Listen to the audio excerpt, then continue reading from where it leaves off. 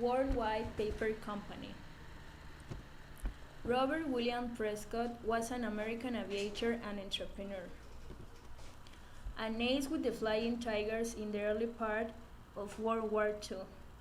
He went on to found the Flying Tiger Line, the first scheduled cargo airline in the United States. He was born in Fort Worth, Texas.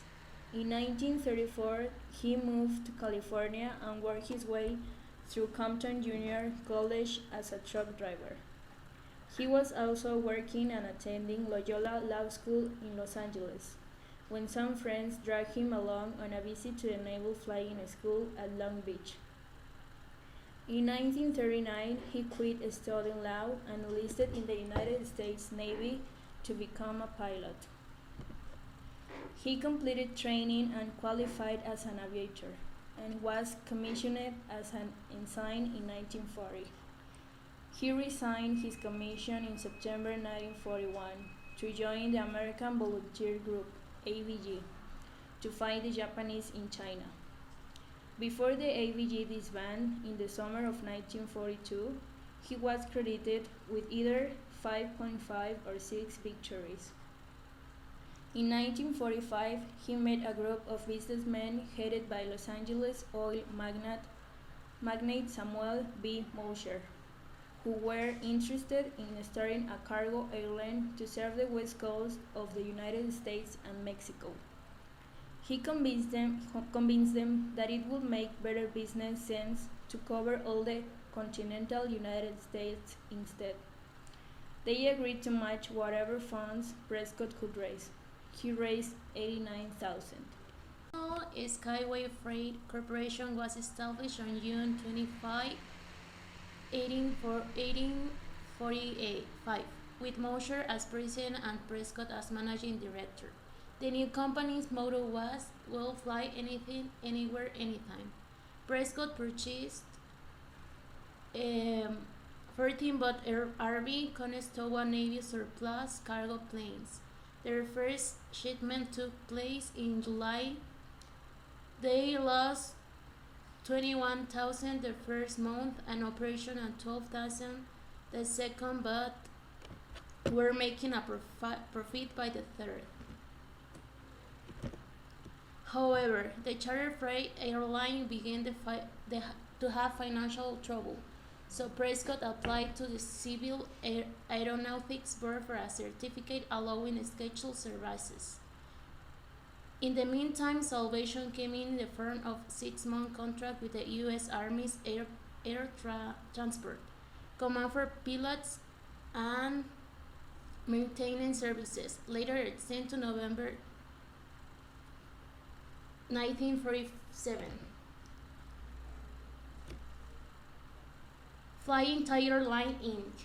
In 1947, the company's name was changed to Flying Tiger Line Inc.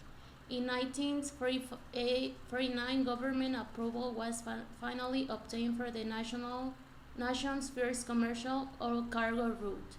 The company prospered and expanded, and Prescott remained its only president and chief executive officer until his death in 1978.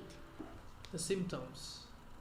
The addition of a new on-site Longwood woodyard would bring benefit to Blue Ridge Mill. How? By decreasing their operating costs and also increasing revenue or sales. There's a problem, yes. The estimation of revenue and cost Prescott did do not reflect the inflation rate. Thus, this project's evaluation will be less accurate. Problems. We all know that in the future your money will be less valuable than it is today because inflation. So to solve this problem, we have to make sure we are considering inflation. By adding the new on-site Longwood woodyard, Prescott estimates that the revenue for their company would increase to $4 million in year 2008 and goes to $8 million every year until year 2013. And also the cost of goods sold would be 75% of revenue and SG&A would be 5% of revenue. But Then again, he is not considering inflation, so we are using the net present value and the internal rate of return to evaluate this Longwood Woodyard project, which these methods involve discounted cash flow. So, how do we solve this? The net present value of a specific stream of future cash flows can be calculated by the initial cost of a project to the total value of the future revenue. And the internal rate of return is pretty similar to the NPV. DCF analysis uses future free cash flow projections and discounts them to arrive at the present value estimate, which is used to evaluate the potential for investment. First, we need to find the required rate of return, the WACC, to calculate the discount cash inflow so that we can evaluate the Longwood Woodyard project more accurately. So we proceed to calculate the cost of equity. We can see in the screen that the cost of equity is calculated by the historical average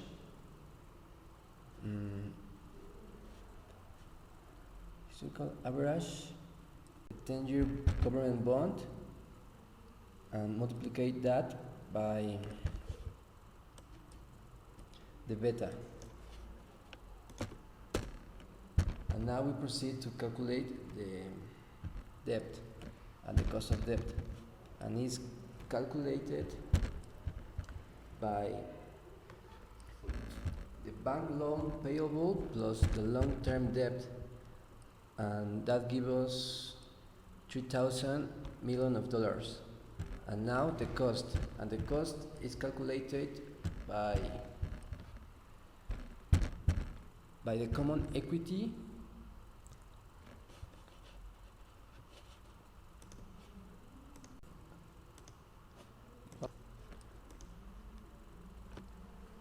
and now we proceed to calculate the cost.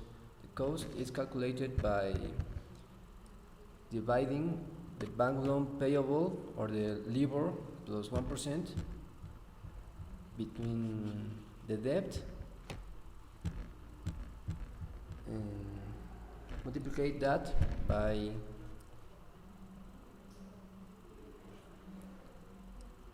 the corporate bond of 10-year maturities AAA plus 1 plus the long-term debt, and that between the debt, and that multiplied by the corporate bond of a single A, and that gives us 5.88%, and minus the taxes, it rests by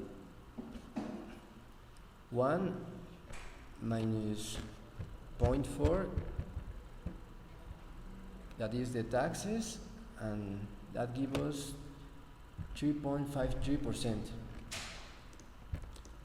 And now the capital structure. We proceed to calculate the equity, that is the current market share price multiplied by the shares outstanding, and that gives us 0.2.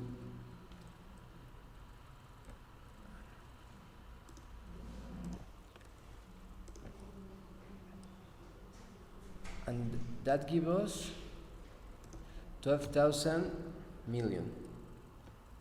And now the debt we know is 3,000 million. So equity plus debt, it's 15,000 million. And the weight of the debt is 0.2, and the weight of the equity is 0.8. So we can finally proceed to calculate the WACC, and the WACC is determined by, as we can see, is determined by the cost of debt minus the taxes, the weight of the debt, and the weight of the equity. and in result it gives us 9.67%. So it's positive and it's a good whack. And second, we need to find the cash inflow, and that is 25.38 million.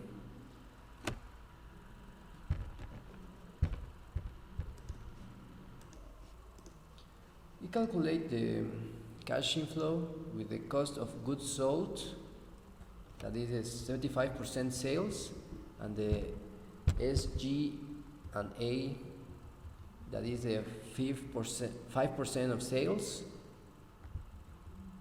and the net Sherwood income, and the operating saving.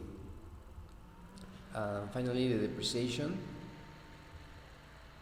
the taxes, and the earning before interest, that is our EBIT, and so on. It gives us around of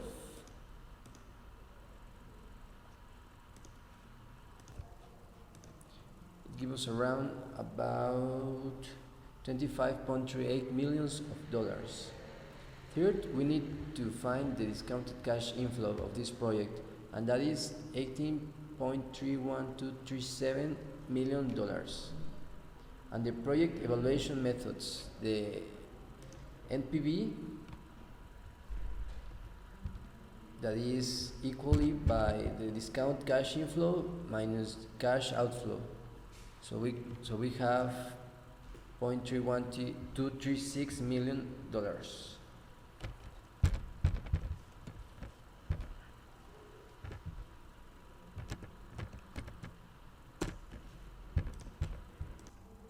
Now the internal rate of return. We calculate the internal rate of return using the discounted cash flow by using required interest rate, the 10% and 12% respectively. And that gives us internal rate of return is same to 10.23%.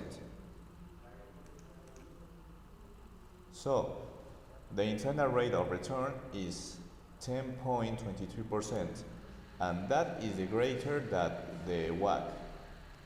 This means that the company will receive 10.23% for each dollar that invested in this project at a cost to 9.67%.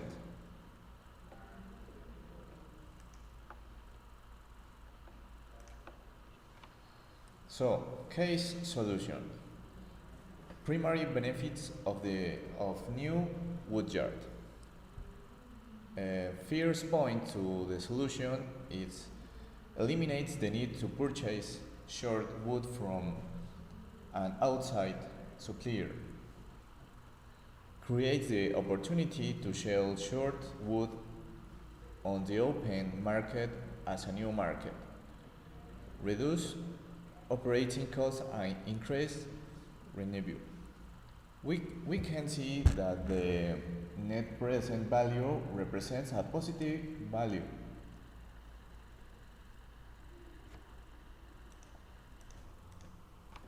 Therefore, it's a white flag for the investment of the project. So, we can say that the new Longwood woodyard is financially viable.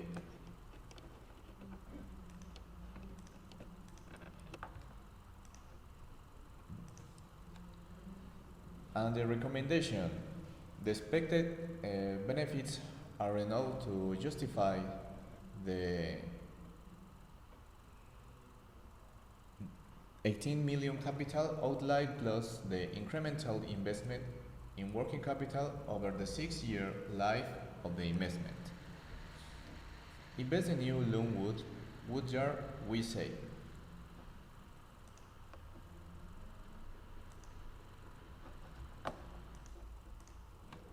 Thank you.